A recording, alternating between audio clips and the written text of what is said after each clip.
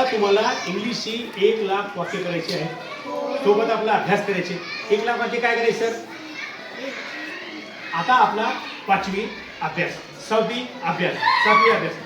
5वी मध्ये इंग्रजी कशी आहे, 6वी मध्ये कशी आहे, 7वी मध्ये कशी आहे, 8वी मध्ये कशी आहे. बरं, 8वी झाली. 10वीच्या पेपरला कोणती इंग्रजी येते, कशा प्रकारचे प्रश्न विचारले जातात माहिती पाहिजे का नाही? माहिती पाहिजे का नाही? आणि मग 11वी 12वीची किंवा आपण वरी म्हणजे काय ह्याच्या अर्थात वरी म्हणजे 12वी नंतरचे पुढचे वर्ष, इंजिनिअरिंग कॉलेजची, मेडिकल कॉलेजची. आता आपण मेडिकलला कबूल गेला ते मेडिकल शब्द असतात. शब्द कोणते असते? मेडिकलचे असतात का नाही? आणि इंजिनिअरिंगचे कसे असतात? इंजिनिअरिंगचे शब्द असतात. मी आता तुमच्याकडे हे कागद ग्रुपमध्ये देतो बरं का. हे कागद दिल्यानंतर काय करायचं, या कागदावर दिले तर हेल्पिंग वर्ब. हेल्पिंग वर्ब म्हणजे काय माहित नाही. हेल्पिंग वर्बला दुसरं नाव काय आहे? ऑक्झिलरी वर्ब बरं का. आता हेल्पिंग वर्ब आपण कधीपर्यंत वापरतो? 10वी पर्यंत वापरतो. पण बाहेर गेल्यानंतर तुमच्याच परीक्षेमध्ये काय विचारले जाते? ऑक्झिलरी हा शब्द वापरला जातो. इंग्रजीचे पर्यायी शब्द असंख्य आहेत, ते सगळे पर्यायी शब्द तुम्हाला माहिती पाहिजे. आणि मला टॉप लेवलचे मुलं तिथून करायचे, तिथून म्हणजे म्हणून 5वी 6वी 7वी. आता तुम्ही उद्या काय करतो, तुम्हाला मी हे स्कॉलरशिपची प्रश्नपत्रिका देतो, एक नवोदयची देतो, त्याच्यामधली इंग्रजी कशी आहे. आणि मग त्याच्यामध्ये नाऊन आहे, प्रोनाऊन आहे, ॲडजेक्टिव्ह आहे, ॲडवर्ब्स आहेत, आणि काय प्रिपोजिशन आहेत, प्रिपोजिशन, कंजक्शन आहे, काय नाही, इंटरजेक्शन आहे. हे सगळे आपले शब्द आहेत. आता माहिती पाहिजे आपल्याला नाम म्हणजे काय हे माहिती पाहिजे, त्या शब्दाची ओळख पाहिजे. विशेषण म्हणजे काय वेगळं पाहिजे. फळाचं विशेषण वेगळं, झाडाचं वेगळं, माणसाचं वेगळं, स्वभावाचं वेगळं. त्याला शब्द कोणता पाहिजे? ग्रीडी हवाला माणूस आहे, काइंड दयाळू माणूस आहे ना. मग प्रत्येक प्रकार शब्द माहिती पाहिजे आपल्याला. आपण घेतो प्रिपरेशन. आता मी विचारतो तुम्हाला, हां कुठे पेपर थोडा आवाज मोठा. पेपर टेबला वर ठेवले. क्रिया कोणती आहे? ठेवण्याची.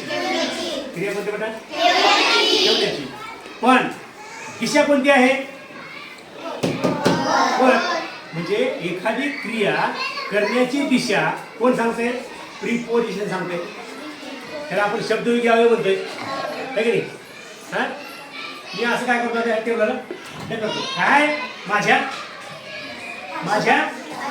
पाशी किंवा माझ्या जवळ शब्द आहे की नाही. त्याची उभारण्याची दिशा कोणती? जवळ माझ्या. हे सगळं लक्षात ठेवायचं. त्याला म्हणतात आपण शब्दाच्या 8 जाती असतील, त्या कशा वापरायच्या, काय वापरायच्या, याच्यामधली पूर्वतयारी ही आहे. हे आहेत एकूण जवळजवळ 18 शब्द आहेत, सॉरी 23 शब्द आहेत. एकूण 18 आहेत. आणि खाद्यवाले दिलेचं सर्वनाम. सर्वनाम म्हणजे काय?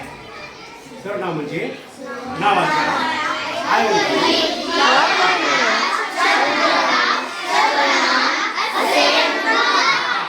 बस हे आहे. हा आता आपण सुरुवातीचा भाग बोलू. मी आणलेलं काय आणि तुम्ही आणलेलं काय.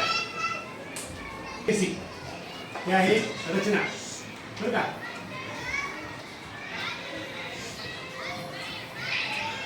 इंग्लिशमध्ये स्ट्रक्चर.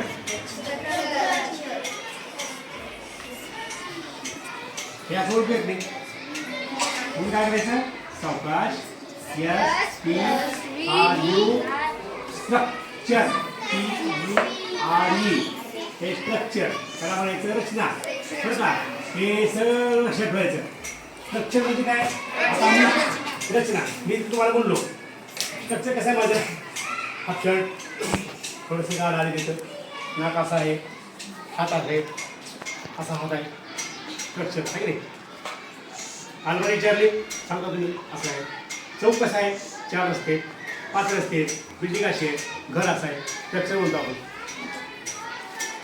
हे जे आपण स्ट्रक्चर सांगतो कधी तसं वाक्याचं स्ट्रक्चर असतं की नाही. हां पहिल्यांदा काय असते, पुन्हा काय असते, पुन्हा काय असते, आणि मग फरक असतो काही, असतो ना फरक. तुझा चेहरा कसा आहे, माझा काय सर, हां मला नाव असं आहे, तुझं नाव नाही, सगळं तुझं नाव, तुला टेस्ट मारलं आहे, मला कोण टेस्ट मारलं आहे, हां सॉरी चष्मा आहे की नाही का, समजलं नाही, असं म्हणून बोललं की असं नसते. आता ही गोष्ट तुम्ही सगळे लक्षात ठेवली. आता मग मी तुम्हाला एक वाक्य मराठीतलं लिहायला सांगतो तुमच्या वहीवर.